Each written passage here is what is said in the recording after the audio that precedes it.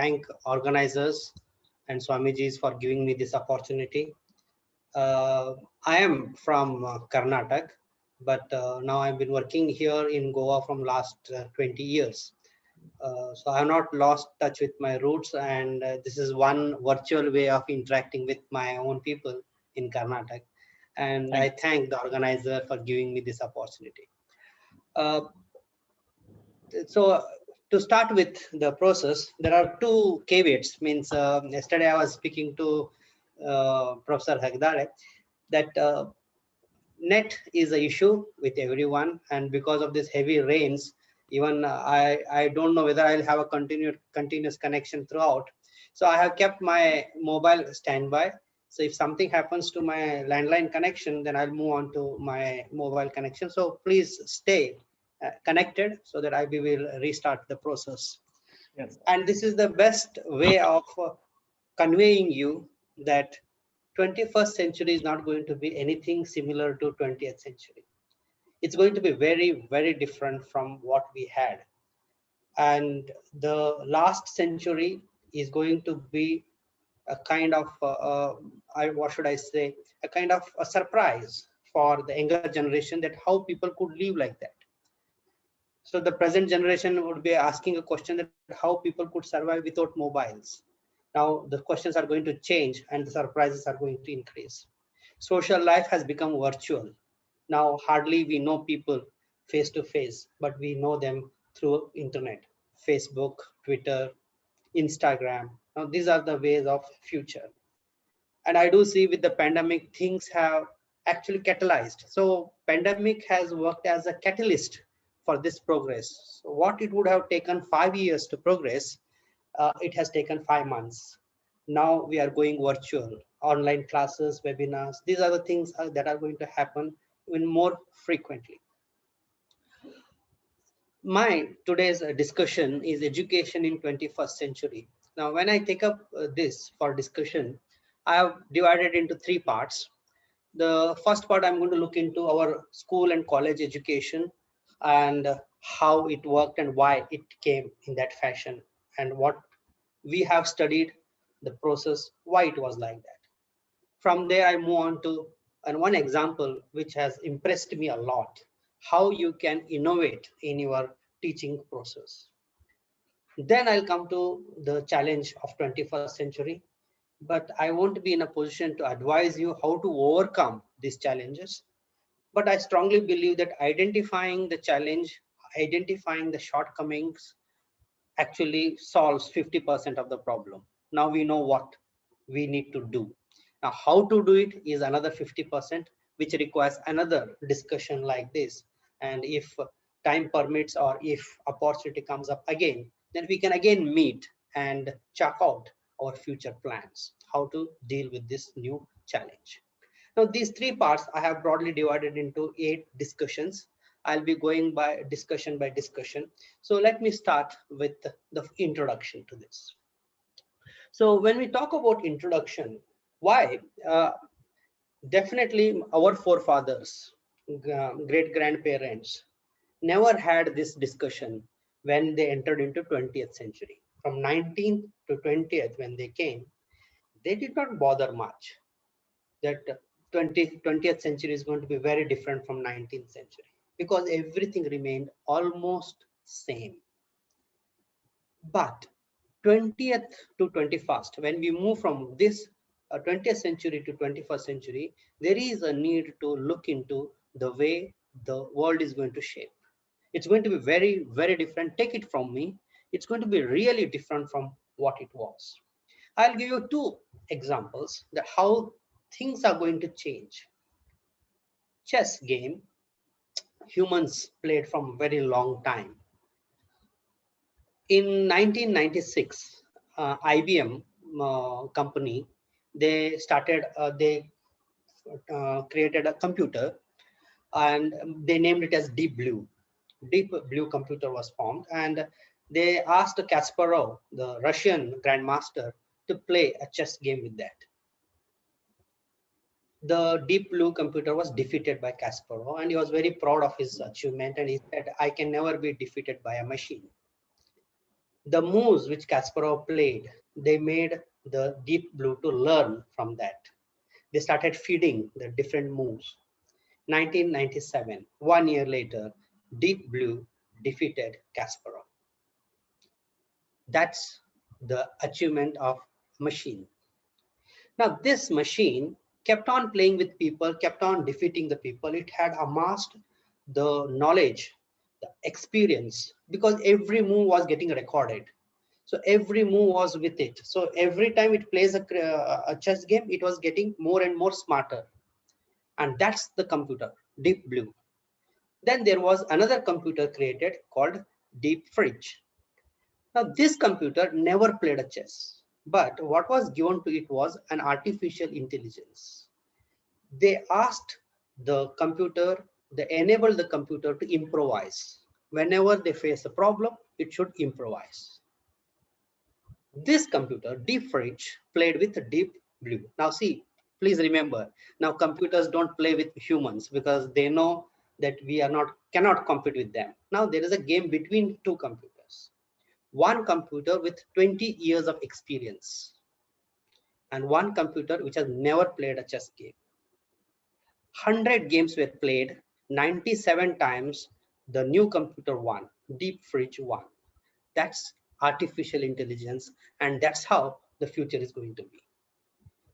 So the way the machines are going to take over this world, it's going to be very, very different from what it was. Now take another example. There's one more computer called Watson. Now Watson, uh, it's a computer which deals with medical field, and they fed almost 25 million articles on science, medical science, and they fed around 2000 books on medical science. They just fed it into that computer. Any diagnosis or any test results fed to this computer, it used to give the diagnosis within 20 seconds. This is the problem with this man. This is how it should be treated. Now, one prescription, one test result was fed to the computer and it was shown to 8 leading doctors in the world. The diagnosis of the computer was better than all the 8 doctors put together. Some doctors never heard of such disease. Some doctors had some faint memory that yes, we heard somewhere. Yeah, like this has happened sometime. But computer was the only one which knew what is wrong with that man and how it should be treated. What I'm trying to tell is our professions are at threat, and threat by a computer. The future artificial intelligence is going to take over most of our professions. Now take the profession of a doctor or surgeon. The computer, the artificial intelligence with its artificial arms and limbs can do surgery with more precision than a doctor. Then why can't we ask the computer to do the operations instead of doctors? So the first casualty of artificial intelligence is going to be doctors. But nurses are not going to go out of the circulation because sisters and nurses are required for post-operation recovery process where you need a human touch, a person with a human talk who can respond to your fears, who can respond to your queries. So nurses are going to be in more demand and doctors are going to be in lesser demand. Now that's a future for you all. So that's how it's going to be. Now let me ask you a simple question. What about teaching profession? The profession which we are all into it, whether it is under threat. Now look at SWAYAM. You heard of SWAYAM. SWAYAM is an initiative of government of India. They are putting every course online. You record one course and it is there playing for 20 years. Then where is our profession? What's going to happen out to our profession? So school education, primary education would remain with humans, but higher education is going to be go virtual. That's how it's going to work. Now with this caveat, let me take up the discussion on this and I'll share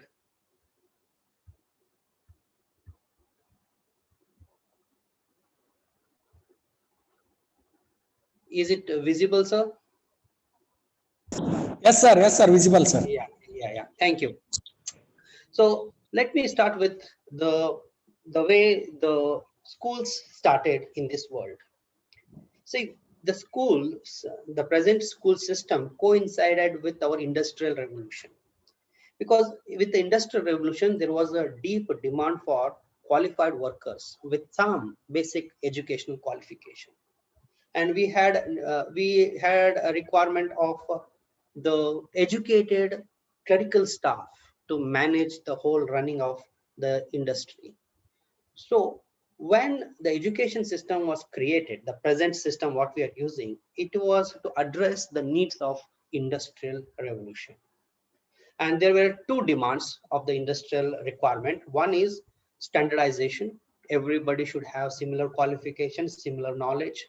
And the second one was the conformity with the desired outcome. What they want, it should be systemized outcome is expected. So that's how we started our school system.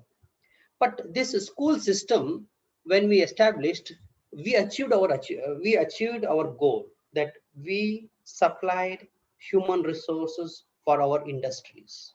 But is it not a time to change it? Now, please remember when I use the word school, it includes college education also.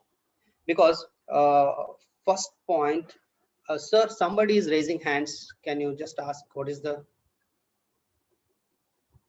There is some inquiries are there, must be.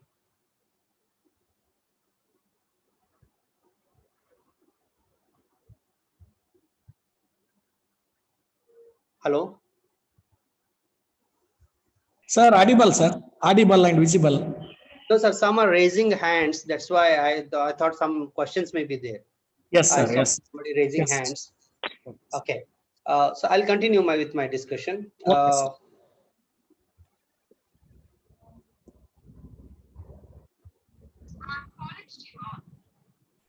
So now,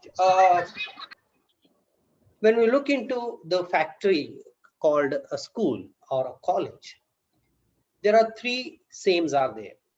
We put all children with same age in one room.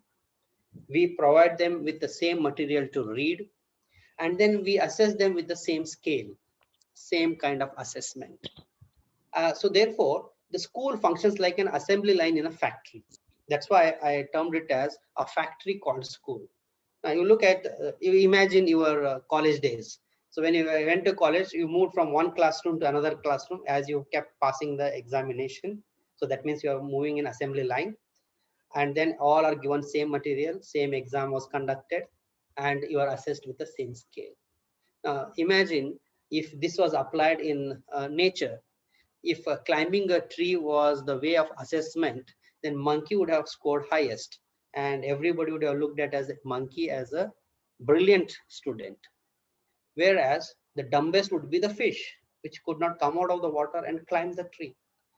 So therefore, the problem lies in the way we assess the students, which definitely needs to change in the present world. It served its purpose. I'm not saying that it was bad. It was good at a given point of time. Now it's time to move on. So what advantage we got with this school factories? The schools and colleges brought the education to the masses, which was impossible to imagine in earlier times, because the education was confined to only certain class of people. Whether you take Europe, you take India, or you take Eastern countries, education was never for masses. And what happened here? Education came to masses because of our school system, and it was a radical step, and we achieved a great result because of that. And now it's time to move forward. What next? We need not stop there. We need to come up with the next thing. So how to go about it? What would be the next step?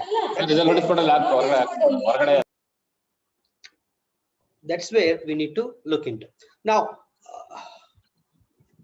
the schools. Now let me move to the next discussion. Now the next discussion is schools have failed in certain levels.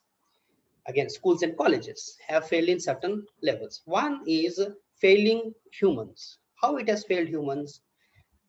Every human has immense potential, and the potential has remained untapped because we have one single type of assessment. So whoever doesn't fit into the assessment is declared to be unfit, but whereas he may be the most fittest in for the practical world. So that's the reason why the school factory has failed humans with one single assessment system. Then school has built a tradition of permissions. May I come in, sir? Can I go out, sir? Everywhere you ask permissions, everywhere you control. It is necessary because discipline is a very important part of industrial requirement. Please remember, it's a requirement of industry. It is not the requirement of innovation. For innovation, a person needs to challenge every existing tradition. If he follows what is already existing, he will not be able to innovate. So for that, so this system of schools have failed humans. Second, it has failed the society. How it has failed society? Let us take the children moving from school to college. The study has been conducted, and the study shows that almost 35 to 40% of high school students need to be given remedial classes so that they are fit for college education. Now see, in college when we teach, we conduct soft skill development, we conduct English classes, extra remedial classes, because what the product we are getting is not good enough for college education. So then why schools are doing that? Now, when the students pass out from our hand to the market, to the field, 100% of the student community needs to be trained again by the factories. So therefore, there is always once the selection process is done, there is 2 months, 3 months, sometimes 6 months training goes on, and then only they are taken into the profession, taken into their factory. So therefore, the college as well as the society spends fortune in training them so that they are suitable to their system. So that's how society is spending for education, and society is also spending to make them market friendly. So what we are doing, we are failing the society as well. Then failing the children. Now this is the saddest part of it. The school factory has failed children also. Now look at the high dropout rates. Now in my college, I am a professor of law. I teach law. Our intake is 120 in the first year. When they pass out after 5 years, there would be hardly 55 to 60. So that means 50% dropout rate. Should we be proud of this dropout rate, saying that our system is very rigorous? Many people cannot hold on to the system. They don't have requisite qualification to hold on to our system. This is what the general understanding is. I was also proud of my dropout rate at some time. Then this NAC came in. NAC said higher dropout rate is failure of the college. So then we started researching on it, why there is a dropout and other thing. So the results are very, very different from our understanding. First reason is boring classes. Students quit because they find the classes are not impressive enough. It's not attracting their attention. And most worst thing is if they find it is not relevant to their lives and career. Why should I read trigonometry, calculus? First, we need to spend our time and energy convincing the people that how this is going to help them in their real life, which has never been done by us. We tell this is in your syllabus, you read. Now, if somebody has inquisitive mind, somebody is asking questions, you cannot brush aside the question. You have to address the question in its real manner. So lack of motivation from the institution, and many would have graduated if they had continued with it. Now please remember, the person who has quit the course doesn't mean that he is unfit. It means in 70 to 75% of the cases, it means he was not inclined to continue. If he had continued, he would have definitely passed the course. So I don't say that 100% blame should be on us. I would say the blame should be on us to some extent. So this is how the school factories kept failing us, and this is where we need to move forward. Now, let me tell you how a simple innovation can change the world. Now, let me move on to that innovation thing.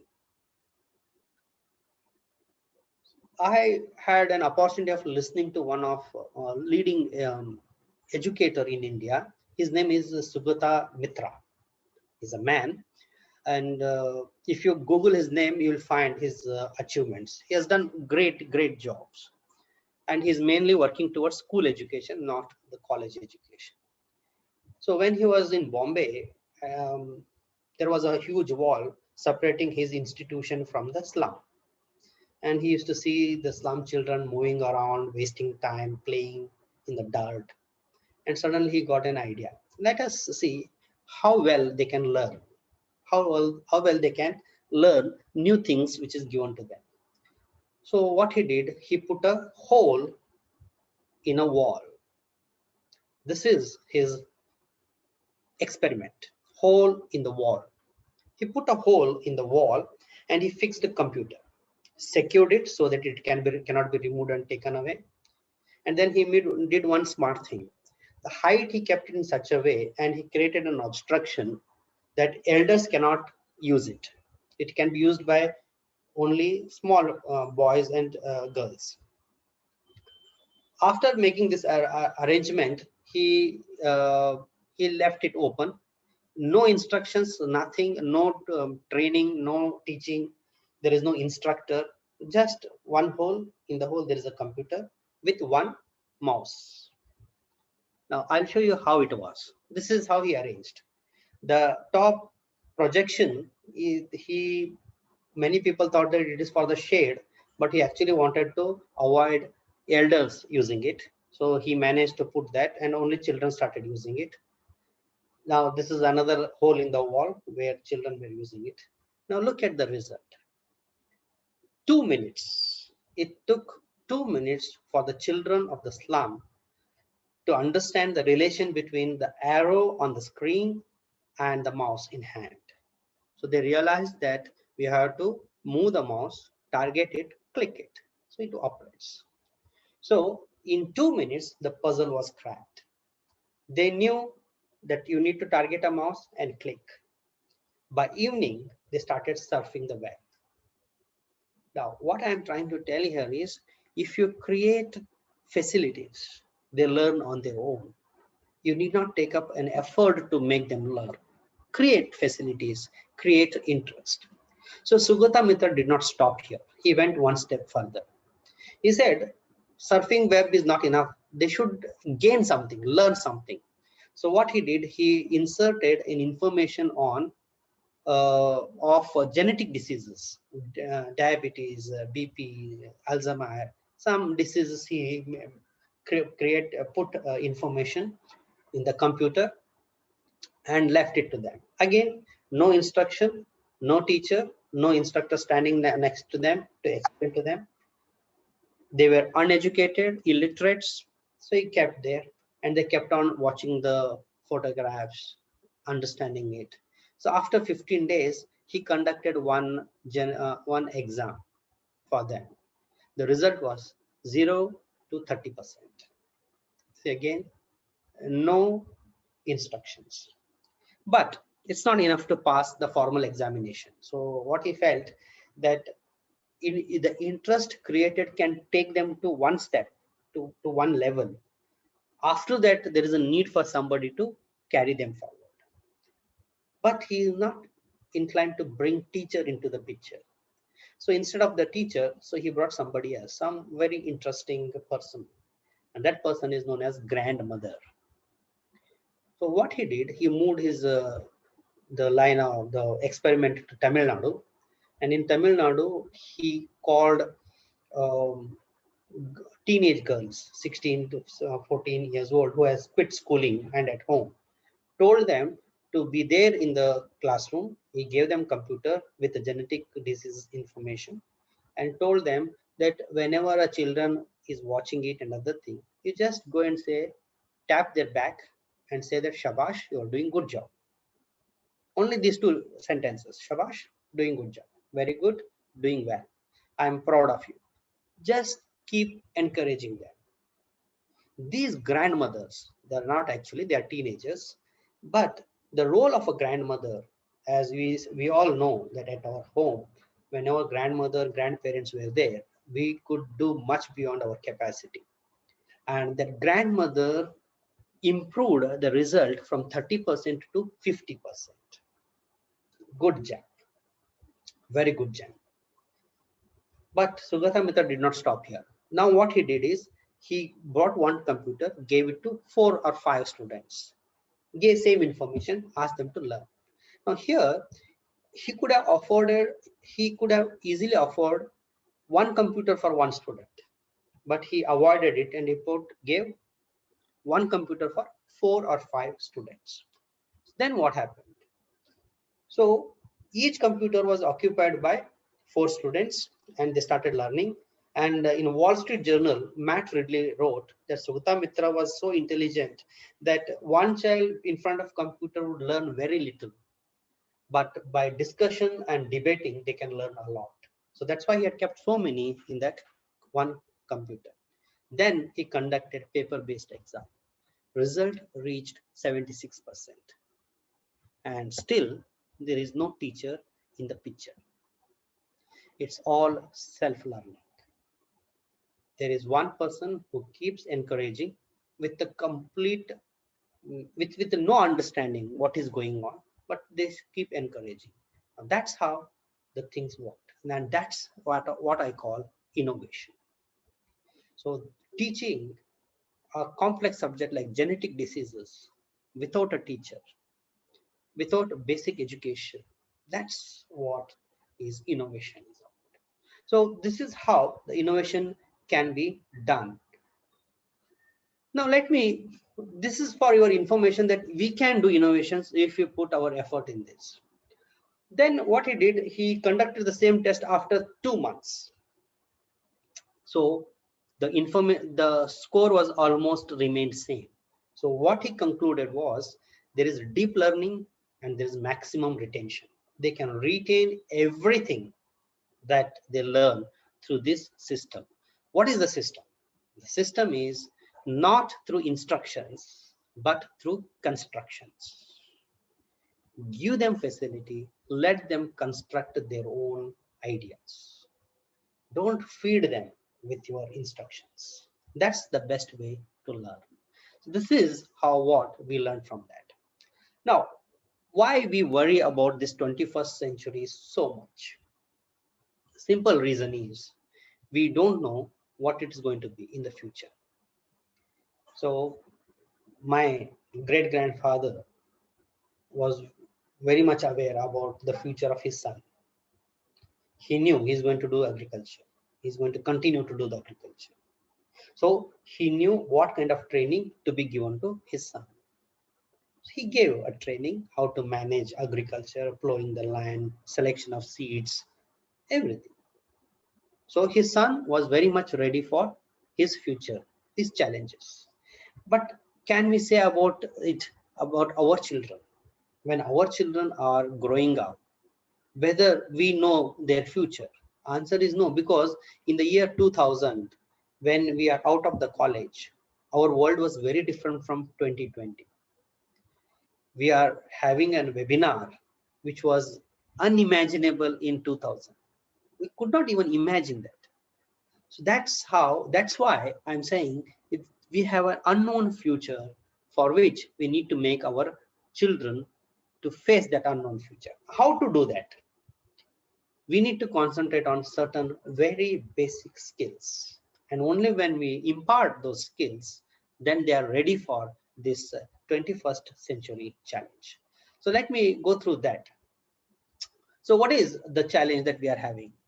The major challenge is coming from two areas, that is bioengineering and information technology. Now, these are the two things which are changing the face of the world. It's going to be a very, very different one.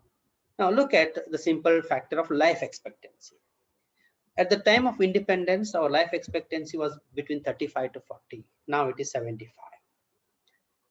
Now, that's the change. Now, how it is going to be in the future, life expectancy, it's going to be same or different? It's going to be definitely different, but we don't know what it is. But there is Right, sir. one important thing that you need to understand is our age has increased from 40, 35 to 75. Very good. But what we have done is we have prolonged our old age. We have not prolonged our young age. Now, young age has diminished. Our output ability has come down. And what has increased is our old age has increased. Now, how old age is increased and not young age is not because of any medical breakthroughs. It's because of civic sense. Now the world is much cleaner. I'm not talking about the waste that we create. I'm talking about the way we live. Earlier, the oral hygiene was not at all known to humans, Indians. We brush every day. We clean ourselves every day. This hygiene has helped us to prolong our life. Treatment. Now, treatment is going to change. Now, stem cell treatment is coming up. Gene therapy is coming up. Now, these are not the medicine-based treatment. These are the treatments which are surgery-based. Diplomacy is going to change a lot, because the way the world has changed in the pandemic life, the way we unipolar world was there, then we became bipolar, and then back to unipolar, now multipolar. These are all the change, but we don't know how the future is going to be. The kind of war that we are going to have in future is going to be very, very different. And what we don't know further is gender relations. Now, in future, begetting a child would be a different process altogether, unlike the earlier way. And the worst thing is that the brain computer interface is going to be a reality. Now, what you see in your houses called Alexa, that is Amazon creation, it is just a tip of an iceberg.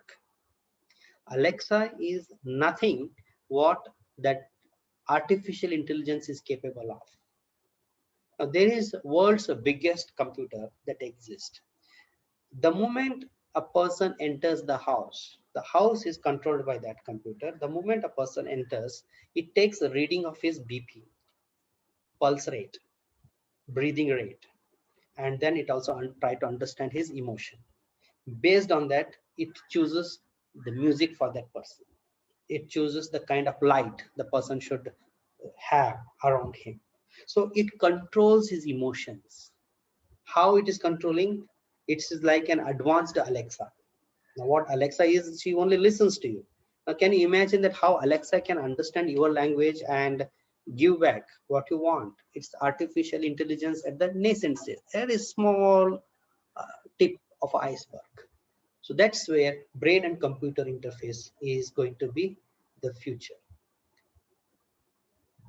So the challenge of the change is like this. After independence, there was migration. People moved from villages to the city, but that's a different kind of migration. In 21st century, what is the new invention? It's not an invention of an idea or a product. You have to reinvent yourself again and again and again. I'll explain this, why you need to reinvent again and again. Migration was from village to city. So once he comes to the city, he has to change a little bit of his skill so that he can work in textile mills, or he can work in some industry. But once he learns a new skill, his life is set. He's going to retire in the same job. So that's how the things existed in 20th century. But 21st century migration is very different. Now the new migration is from real world to cyber world. Take the example of a video game maker. Now, if I'm working as in a company of video game maker, another 5 years, the video game designing would be taken over by artificial intelligence. Then what I'm going to do as a video game designer. Now I have to go back to school. I have to go back to college, learn new skill, come back to the market. So earlier there were two parts of life, period of learning and period of working. Now they got mingled together. You learn, start working. Once your skill gets outdated, you go back to college, learn, and come back to new skills and learn. Now the role of the teacher here is making him mentally strong, not to panic when his skill becomes outdated. So that's why what you need to teach them is a different thing altogether. I'll come to that. There are four things that you need to teach them. So before that, let me talk about information. Now there is so much of information is available in the world. Do teachers stand any chance to be a best teacher with only giving information? See, you click on Google, you get whatever you want. Politics, you get information on science. It is flooded with information. What is missing is clarity of mind. You don't know what is right and what is wrong.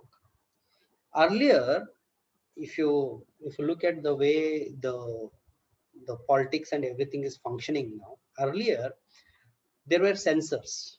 During emergency, Indira Gandhi imposed censorship.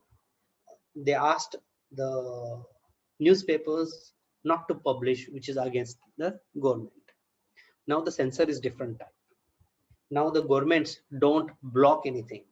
They mislead the people by giving more and more and more information, by flooding the social media with the unnecessary information. I'm not saying wrong information. I'm saying unnecessary information, irrelevant information.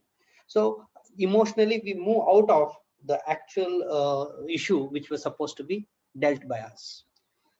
So fault line in the school is we concentrate more on information which is already available. Now take this example. Can a teacher like me compete with Wikipedia, WikiLeaks, TED Talk, and right to information?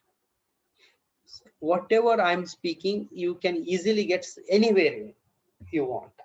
A TED Talk, if you take that TED Talk as one of the example, people from the field with 20, 25, 30 years experience speak for 15 minutes. It's cramped with information. It is cramped with the motivation.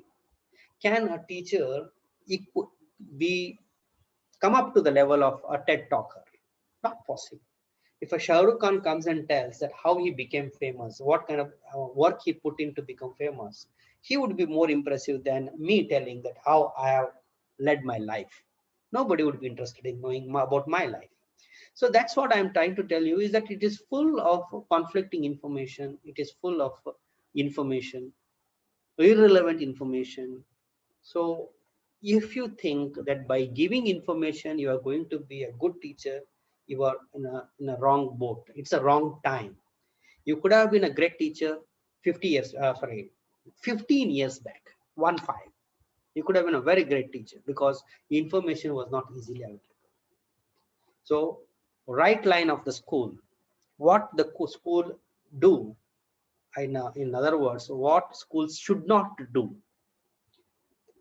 should not rely upon giving information alone, and should not deliver predetermined skills. So these are the two things which they should do it very carefully, that they don't end up giving only information and predetermined skills. Now predetermined skills, I mean, you don't teach them how to C double plus, some computer language and other thing that they can learn anyway. They can learn online, they can learn it free of cost. But what we should do is something greater than that. So what we should do is 4 C's. It's not easy, but we can always give an attempt. 4 C's are critical thinking is the first thing we should try to do. Now, what do you mean by critical thinking?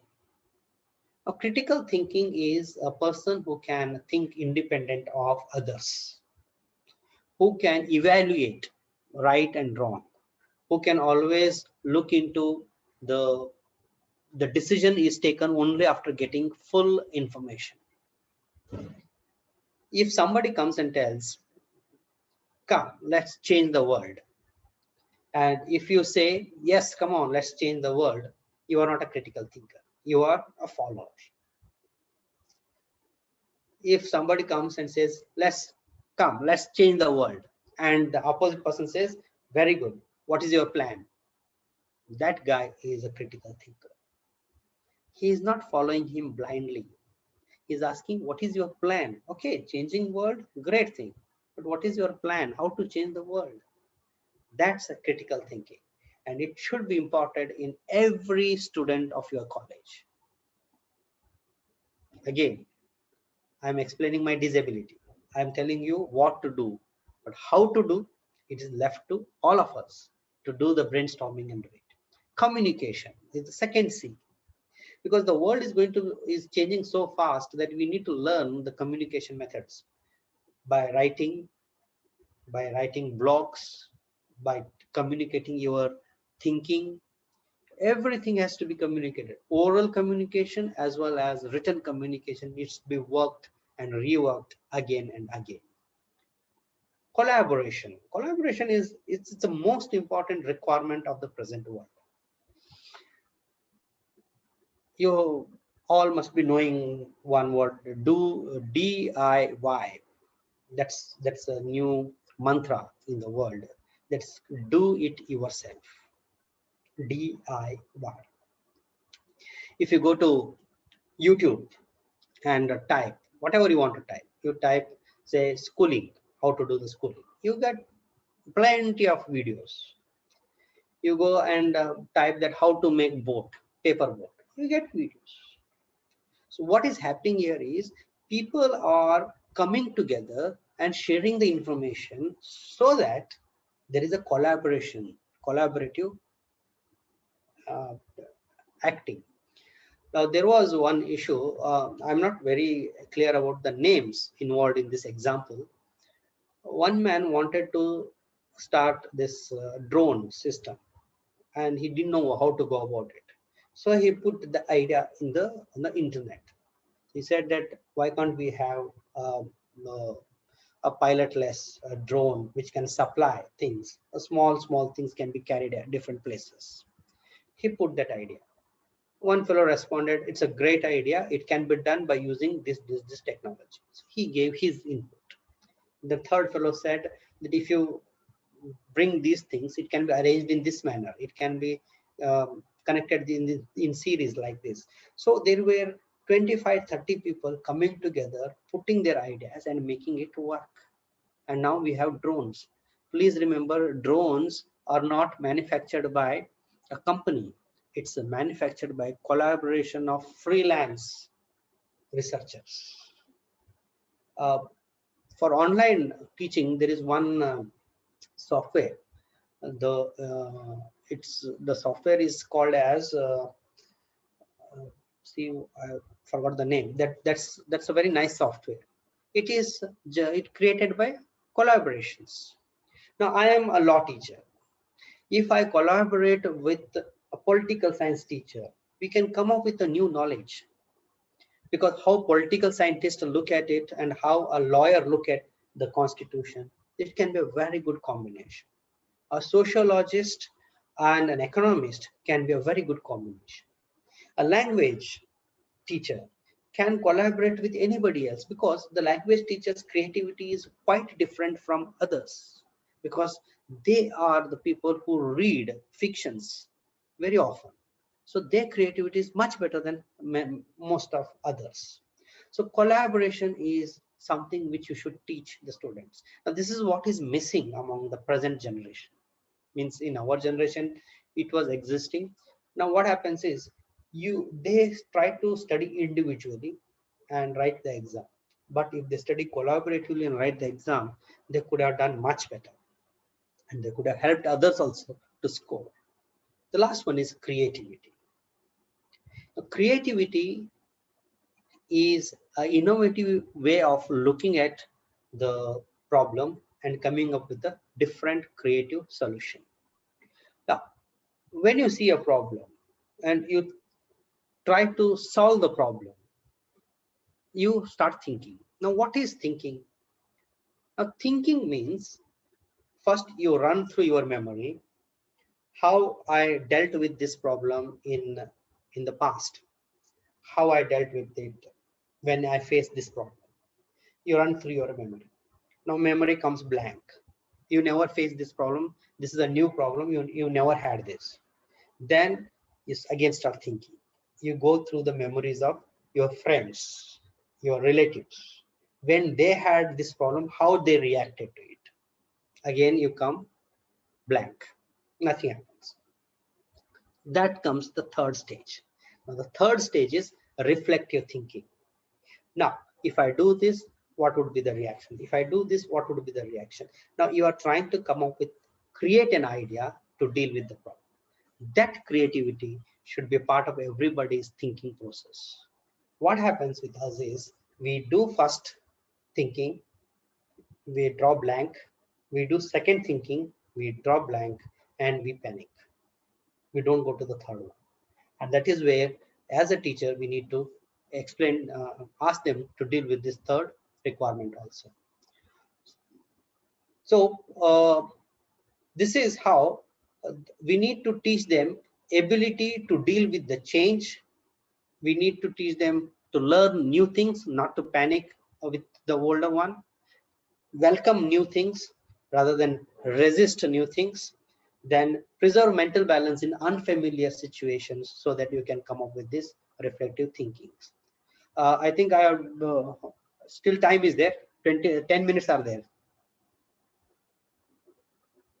Yes, sir. Yes, sir. Yeah. Yes, sir. So what happens with our schools and colleges is we do easy things. What is easy things? Teaching them equation is easy. Teaching them a theory is easy. Teaching them a theorem is easy. Teaching them physics is easy. What are the causes behind the World War? Very easy to tell. They are available. But what I mentioned it in the earlier slide, these 4 C's and these 3 most important things, they are difficult things to be taught. And I want the group, the informative group here to do away with these easier things and try to get into this tougher job of teaching. So there is only one advice which I want to give it to all the youngsters and the elders sitting here. In the past, in the earlier time, it was easy to follow the elders. We could easily follow them. We could have learned from their wisdom. But now we can't rely on adults much because most of the men don't know what it is, because it's a new world, it's a new challenge, and the new challenge has to be dealt with in a creative manner on our own. It cannot be done without with the help of our elders. They, most of them, mean well for us. They don't they think good for us, but they just don't understand this present world, because the present world is so different from their earlier thing that they don't understand it. So that's why getting advice from adults is out of question. So thank you very much, and thank you for the opportunity. I hope I was some help to you all. Thank you. Sir, thank you, sir. Thank you. Thank you, sir. Sir, really, it was very informative and innovative also. And being a great educationist, you have delivered a wonderful talks about the 21st century educations. So really, Thank you, sir. The fragrance of Kannada flower, that flower is Dr. B.S. Patil, is moving towards the nation, across the nation, really. So wonderful, wonderful, sir, wonderful. Thank you, We sir. are very lucky enough to have your talks today. Thank you once again on behalf of our institution and on behalf of all the participants of today's program, sir. Thank you, sir. Thank you once again, sir. Thank you, sir. Thank you. Dear friends, I would like to thanks to our Secretary SJ Vidyapita, Sri A.G. Paramashivai sir, and CEO Sri Doreswamy sir, and our beloved Principal Dr. K.C. Ramesh sir, who is the backbone of this webinar and all these academic activities. And I would like to convey my heartful thanks to the today's speaker, Dr. B.S. Patil sir, on behalf of my institution and on behalf of all the participants of today's program. So, dear friends, I would like to thanks to my convener, Professor J. N. Basurajappa sir, and my colleagues and all the participants of today's program. Thank you, sir. Thank you, one and all. And we will meet on Zoom hall today. Sorry, tomorrow at same time, 11 o'clock. Thank you. Thank you once again. Thank you.